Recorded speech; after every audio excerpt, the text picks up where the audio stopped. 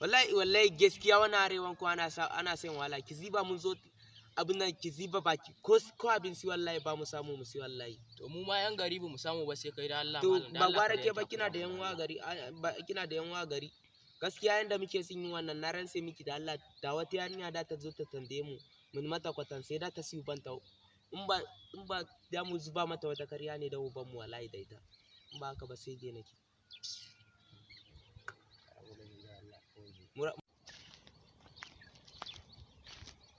Salamu alaikum. Wa alaikum salam. Da Allah yana yin tambaya ne. Allah sa mu san su. Gidan su dan garamin dan Yarbawa ne. Ai wani a cikin su? Dan garamin. Ai ho kin gane in kika yi nan da ki ga wani kwana karki siga in kika sake gaba da ki ga wani karki sige su in kika sake gaba ma da ki ga wani karki a san da ki ga wani gida ma mai bakin gate to ba su bane su ma karki siga in kika da san gaba da ki ga gidan to su ne. Ina wannan kwatancen naku ai ba zan iya ganewa ba to dama an aiko ni ne in bashi naira 100 tunda dai baya ne sai dai ku ya haƙuri ni yaran tafi. Ai mu ne ai. Ina kudin. To ai ba ku bane ciki. Ina kudin mu ne ai.